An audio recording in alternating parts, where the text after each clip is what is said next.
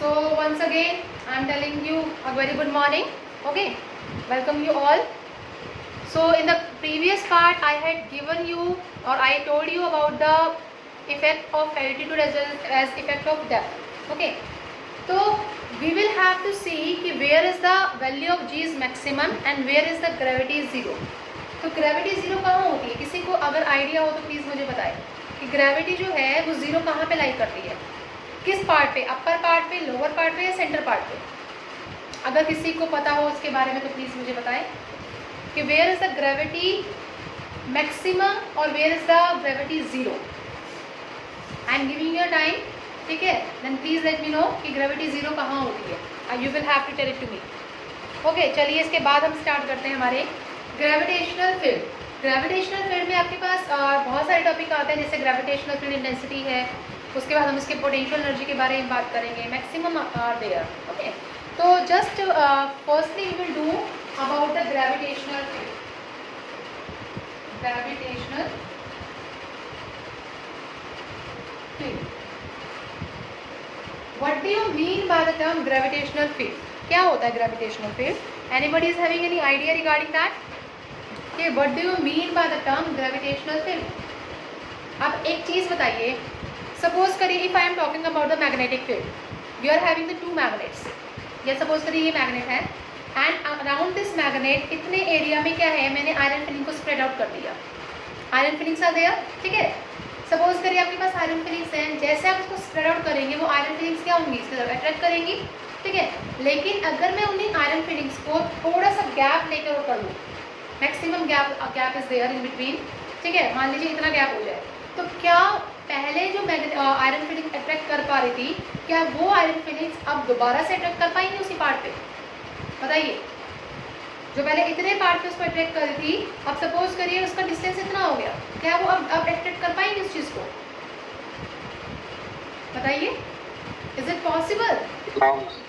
No ना, ठीक है? अगर मैं उसका डिस्टेंस और ज़्यादा बढ़ा दूँ, सपोज करिए इतना डिस्टेंस कर दूँ, तो देन इट इज़ पॉसिबल? तब तो बिल्कुल पॉसिबल नहीं. चलो यहाँ तक तो फिर भी थोड़ा बहुत पॉसिबल है, ठीक है, लेकिन यहाँ तो बिल्कुल भी नहीं है. तो आपका ग्रेविटेशनल फील्ड क्या होता है बेटा? वो स्पेस, वो रीजन अराउंड अ बॉडी, मान लीजिए ये बॉडी है, इसके अराउंड वो स्पेस या वो रीजन जिसपे ग्रेविटेशनल पुल को हम क्या कर सकते हैं, एक्सपीरियंस कर सकते हैं. क्या कर सकते हैं?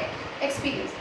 Late us take an example of, suppose करिए हमने एक एग्जाम्पल लिया अर्थ. चलिए ये अर्थ है, सपोज करिए किसी घर है, ठीक है, और यहाँ एक थीफ है, ठीक है? That thief have to come and store something made up of gold material, ठीक है? उसको कुछ ना कुछ चुराना है यहाँ से गोल्ड मटेरियल से, तो वो क्या करेगा, कैसे वो क्या कहते आएगा? सपोज करिए वो बाहर है, ठीक है, जब तक वो इसके रीजन में नहीं आता तब तक वो इसके साथ इन्फ्लुएंस नहीं है कि वो कहाँ रखा है, कैसे होगा.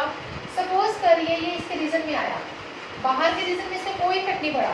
सपोज करिए ये थीम जो है वो इसके रीजन में आ गया, यहाँ पर आ गया, ठीक है? जैसे ही वो यहाँ पर आएगा तो उसको क्या करना पड़ेगा, मैक्सिमम वर्क डन करना पड़ेगा ना. इट मीन्स वो इस रीजन में आते ही क्या कर दिया, इस रीजन में इसको क्या कर दिया, अट्रैक्ट कर दिया. क्या कर दिया?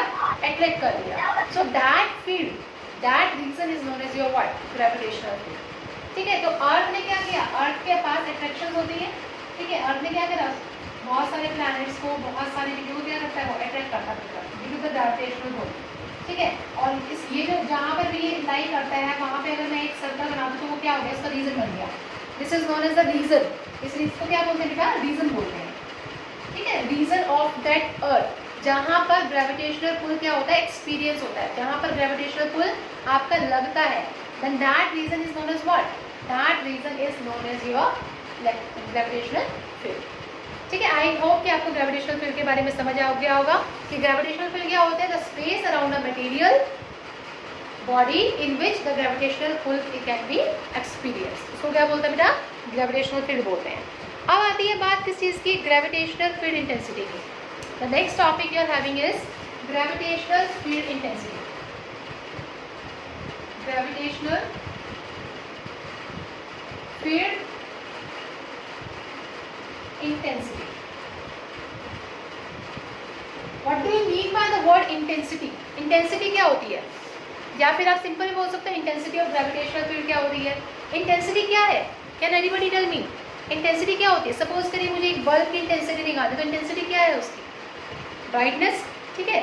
ऐसे यहाँ पर जब ग्रेविटेशनल फील्ड की बात करते हैं तो उसकी इंटेंसिटी क्या है कि the force experience bye a body of a unit mass. एक यूनिट मास लिया, सपोज करिए इस बॉडी का जो मास है 1 kg है, ठीक है। इस 1 kg के ऊपर मैंने कितना फोर्स अप्लाई किया, ठीक है, कितना फोर्स इसको दिया, that is provided in the presence of unit मास। किसकी प्रेजेंस में? यूनिट मास की प्रेजेंस में, लेकिन ग्रेविटेशनल फील्ड को डिस्टर्ब किए बिना। क्या बोल रही हूँ मैं, ध्यान से सुनिएगा।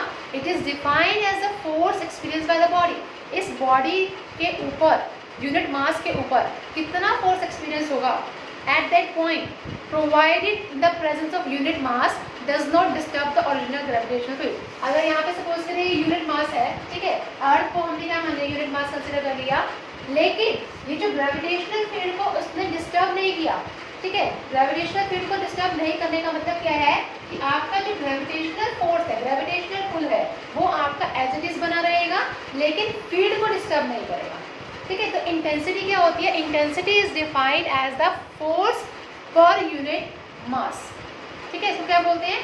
फोर्स पर यूनिट मास। अगर आप देखें तो इसका फॉर्मूला होता है I is equal to F by M naught. यहाँ पे एम नोट क्या है?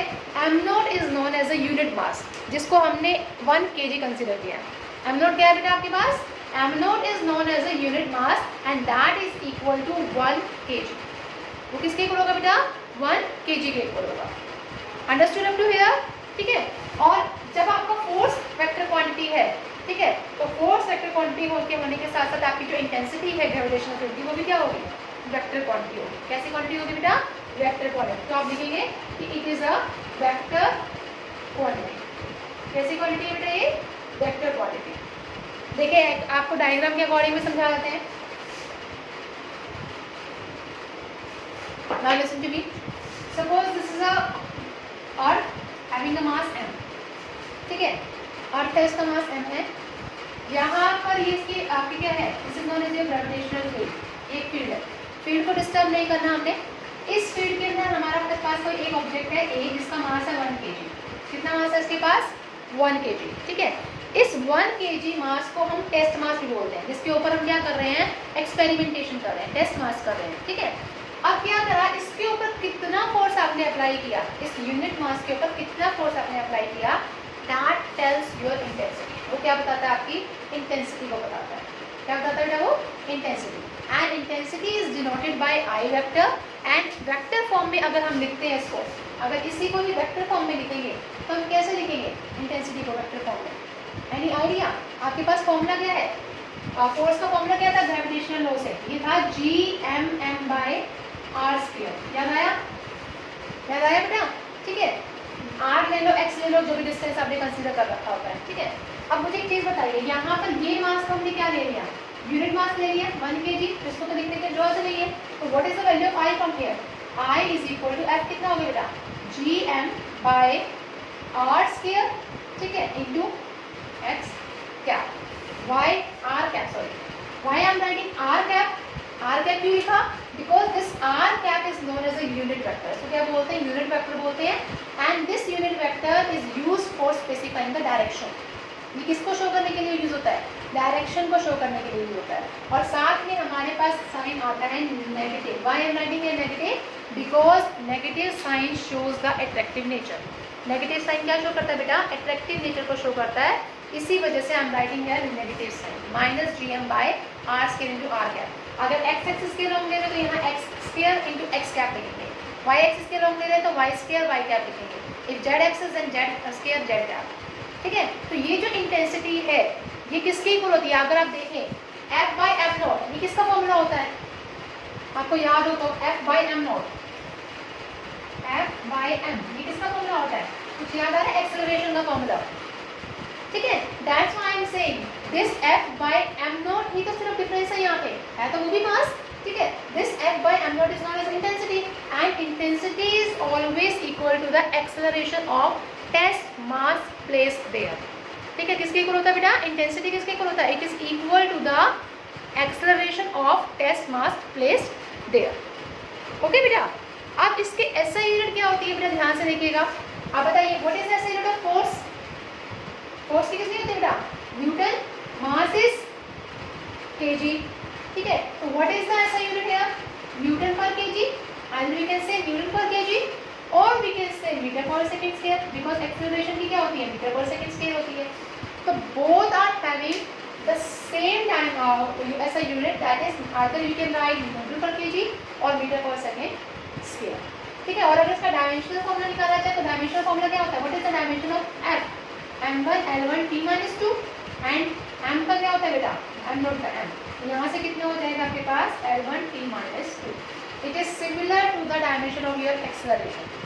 Up to here any problem to anyone.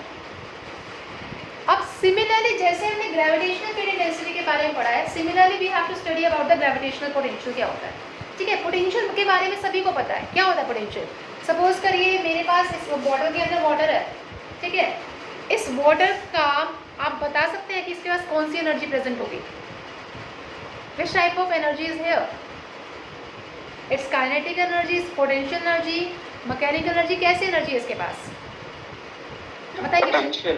Potential energy, because potential energy क्यों है, because of the height of that water, ठीक है। हाइट की वजह से है इसके अंदर पोटेंशियल एनर्जी। ऐसे ही हमारे पास क्या होता है बेटा, ग्रेविटेशन पोटेंशियल हमारे पास टॉपिक होता है। देखिए क्या होता है, ध्यान से देखिएगा बेटा। Next topic of yours is gravitational potential. Gravitational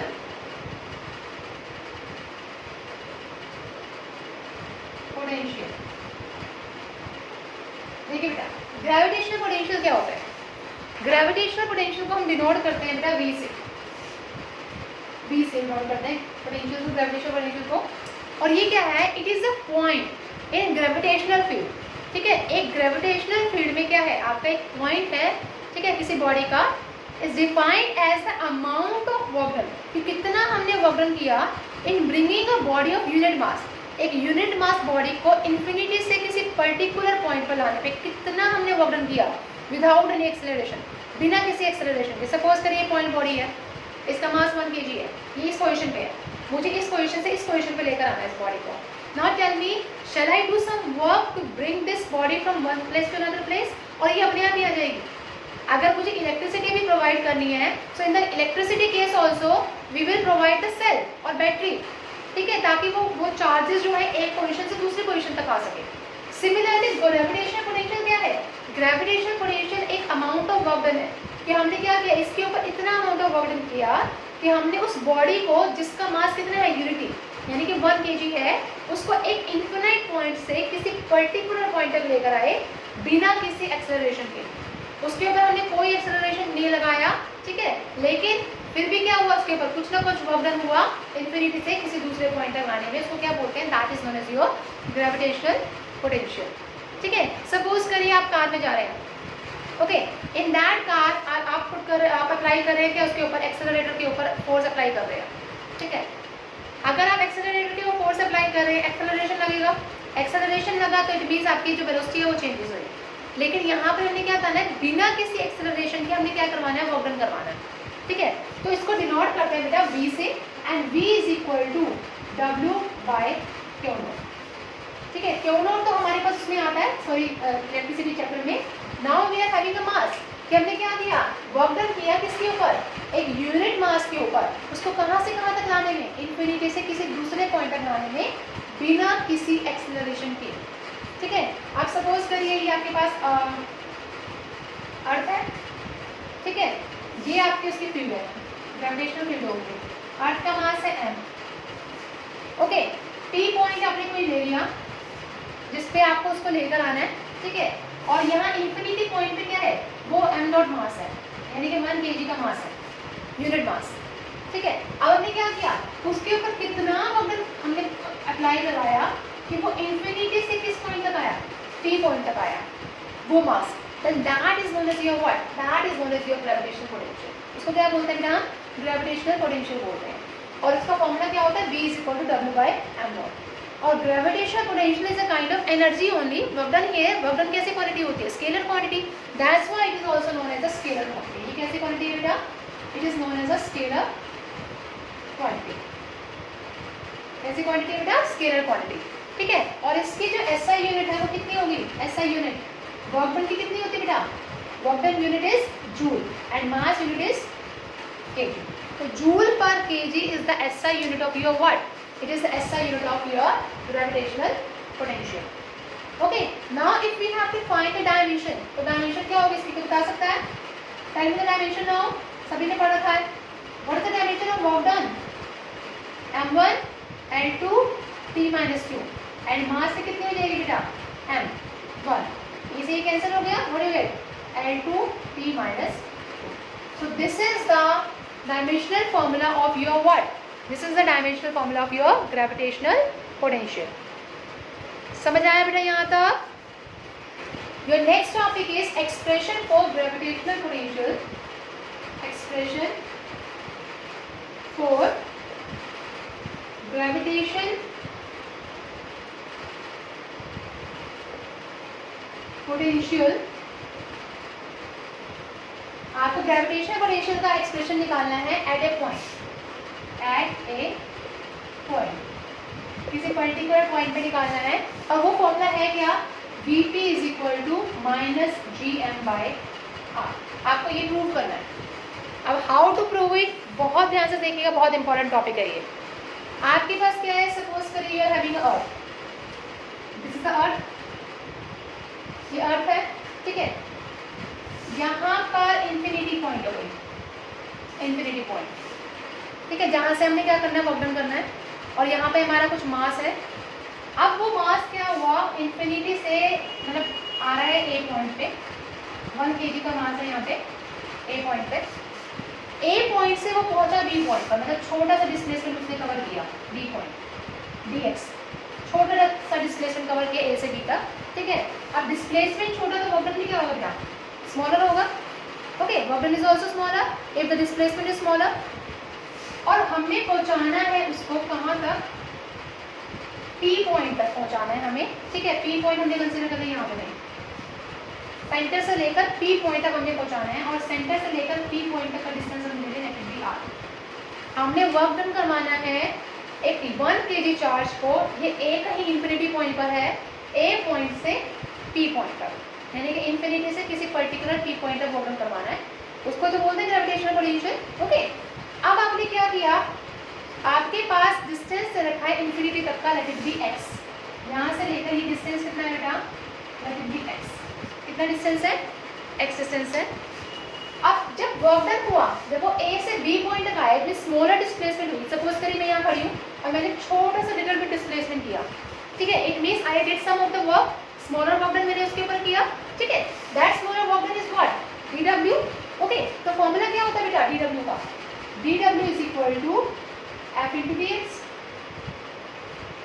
ये होता है फॉर्मूला, ठीक है, वर्क डन का, फोर्स इंटू डिस्प्लेसमेंट। अगर डॉट है प्रोडक्ट है तो हमारे पास क्या आता है, FDS cos थीटा आता है बेटा, this is cos theta. Okay, अब एक चीज बताइए, डिस्प्लेसमेंट इस डायरेक्शन में हो रही है और फोर्स अट्रैक्शन भी कहाँ लग रहा है, इसी डायरेक्शन लग रहा है, अर्थ के सेंटर पर, ठीक है। तो इसके बीच का एंगल कितना होगा, बता सकते हैं?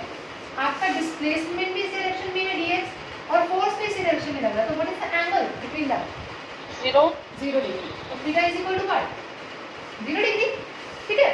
तो आपके पास हो गया f dx cos 0 and cos 0 is equal to what, 1। cos 0 किसके क्या होता है बेटा, 1 के। और आपके पास फोर्स का फॉर्मूला Gmm होता है, लेकिन दूसरा m तो क्या है, 1 kg है, तो इसलिए हम m लिखते हैं बाय, आपके पास डिस्टेंस कितना है इसके अंदर, x स्क्वायर, क्योंकि यहाँ से लेकर यहाँ तक का डिस्टेंस कितना है, x स्क्वायर, और यहाँ हो गया आपके पास dx। और cos 0 क्या हो गया, cos 0 is equal to 1। cos 0 किसके इक्वल हो गया, 1 के। तो now you are having the formula of dw is equal to gm/x square into dx। ये हमने करा सिर्फ और सिर्फ कहाँ तक के लिए, P पॉइंट तक के लिए। अब हमें मूव करवाना है उसको डायरेक्ट P पॉइंट पर, क्योंकि हमें वर्क डन करवाना पड़ेगा इंफिनिटी से P पॉइंट पर। तो जब आप उसको टोटल डिस्टेंस कवर कर रहे हैं, then for that you will have to integrate it. आपको क्या करना पड़ता है बेटा, इंटीग्रेशन करना पड़ता है। अधिक इंटीग्रेट करिए, dw का जो इंटीग्रेशन होगा वो क्या होगा, w हो जाएगा, ठीक है। इट इज इक्वल टू, इसका इंटीग्रेशन आप लेंगे gm/x स्क्वायर इंटू dx। अब आप बता सकते हैं वो जो मास हम लेकर आए थे उसको किस पॉइंट से किस पॉइंट तक लेकर आए थे, बताइए। इन्फिनिटी से कहाँ लेकर आना है उसको, ए पर, बी पर या पी पर, बताइए।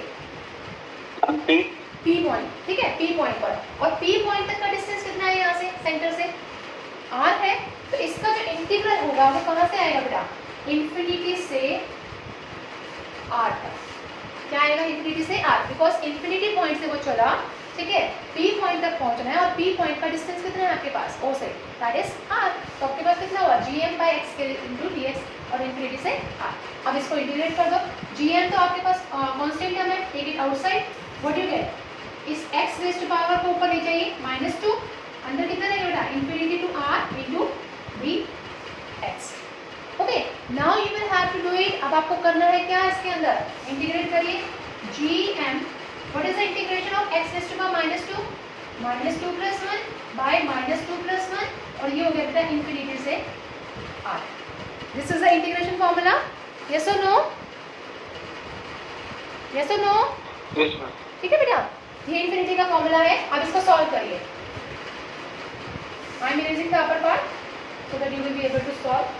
देखिए क्या आएगा आपके पास, w = gm, अंदर क्या रह गया, x raise to power -1 by -1, और ये हो गया इन्फिनिटी से r। एक -1 outside, what you get, -gm, और अंदर रह गया 1/x, x raise to power -1। Yes बेटा, x 920 हो, even हो। yes, I didn't understand what you are saying बेटा। 920 हो गए। -2 था ना, x 1/x rays to power 2 था, ठीक है। ये x रेज़ टू पावर 2 जब ऊपर जाएगा तो क्या होगा, x रेज़ टू पावर -2 होगा।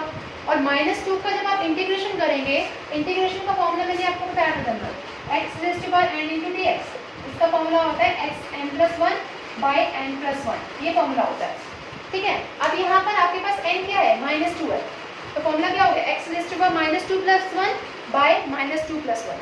तो कितना हो गया, x रेज़ टू पावर -2 + 1 का मतलब क्या हुआ, x रेज़ टू पावर -1 और -2 + 1 अगेन कितना हुआ, -1। -1 को आप बाहर ले जाइए, -gm हो जाएगा, और x रेज़ टू पावर -1 क्या हो जाएगा, 1/x हो जाएगा। अब जहाँ पर भी आपके पास x है, अपर इंटीग्रल पुट करिए और लोअर इंटीग्रल पुट करिए इसके अंदर। कैसे करेंगे, देखिए ये आ गया -gm, x के प्लेस पे आपने r पुट किया, -x के प्लेस पे आपने इन्फिनिटी पुट कर दिया, 1/r - 1/∞। एंड 1/∞ किसके इक्वल होता है, 1/∞ किसके इक्वल होता है बेटा, 0 के इक्वल होता है। तो यहाँ से आपके पास कितना हो गया, w = -gm/r, और इसी वर्गन को हम क्या लिखते हैं, ग्रेविटेशनल पोटेंशियल लिखते हैं। यही तो हमने प्रूव करना था, Vp = -gm/r को तो हमने प्रूव करना था किसी पॉइंट पर। Okay, now it is I have to tell you about the gravitational potential. हमेशा कैसा होगा, ये नेगेटिव होगा, ठीक है। अगर r की वैल्यू इन्फिनिटी हो जाएगी तो v क्या हो जाएगा आपका, 0 हो जाएगा ना, समथिंग बाय इन्फिनिटी इज 0, ठीक है। और अगर v 0 हो गया तो आपका जो ग्रेविटेशनल पोटेंशियल है वो क्या हो जाएगा, मैक्सिमम हो जाएगा, इनफाइनाइट हो जाएगा, ठीक है। इट मींस ये क्या हो जाएगा आपका, इनफाइनाइट हो जाएगा, 0 हो जाएगा, इन्फिनिटी पर 0 हो जाएगा ये आपकी वैल्यू, ठीक है। और अगर हम सपोज करिए सरफेस ऑफ अर्थ में चले जाए, यानी कि r जो है, ये जो डिस्टेंस था r, अगर यहाँ पे पहुँच जाए, ये कैपिटल R होता है, ठीक है। तो उस केस में आपके पास फॉर्मूला क्या हो जाएगा, -gm/R हो जाएगा। साथ में एक ऐसी क्वांटिटी है आपके पास, potential energy, that is known as your scalar quantity. और अगर हम इसका क्या निकालते हैं, we have to find the unit. तो यूनिट क्या होता है, वर्क डन बाय मास। तो फॉर्मूला क्या होगा, जूल पर केजी। ये मैं आपको बता चुकी हूँ। दोबारा देखिए, हमें नेगेटिव साइन है, ठीक है, तो ग्रेविटेशनल पोटेंशियल हमेशा कैसा होता है, नेगेटिव होता है। सेकंड केस है, अगर मैं r को इन्फिनिटी कर दूँ, ठीक है, ध्यान से सुनिएगा, r को क्या कर दिया मैंने, इनफाइनाइट कर दिया, तो समथिंग बाय इन्फिनिटी इज 0, तो Vp कितना हो जाएगा आपके पास, 0 आ जाएगा आपका, ठीक है। उसके बाद अगर ये 0 आ गया तो ग्रेविटेशन भी क्या हो जाएगा, 0 हो जाएगा, क्योंकि Vp जो है वो g के इक्वल है, 0 हो जाएगा ये भी, ठीक है। अगर सरफेस ऑफ द अर्थ का मतलब है, अगर इस P पॉइंट को यहाँ से यहाँ ले आए, ठीक है, ये कितना है आपके पास, mass of the earth capital R है, तो यहाँ पर क्या इसको ऐसे नहीं कर सकते, gm/R, ये हो जाएगा कैपिटल R, ठीक है। ये स्केलर क्वांटिटी होती है, क्योंकि यहाँ पे आपके पास वर्क डन बाय मास का फॉर्मूला होता है, ये फॉर्मूला होता है ग्रेविटेशन पोटेंशियल का। अगर वर्क डन स्केलर तो वो भी कैसी होगी, स्केलर क्वांटिटी होगी। और यहाँ से अगर ऐसा यूनिट निकालेंगे तो क्या होगा बेटा, जूल पर kg is your SI unit. Okay. So this is all about today's part. If you find any of the difficulty in any of the topic, bacha, please you can ask on our YouTube channel, as well as you can comment us on eliteclasses@gmail.com. अगर आपको कहीं पे भी किसी तरह की problem आती है तो please let me know. And the second thing is please share our videos with your friends so that they will also get the benefit of our videos, as well as like it and subscribe it. Subscribe के साथ एक छोटा सा bell का icon होगा, please आप उसे भी प्रेस करिए. Okay, thank you so much.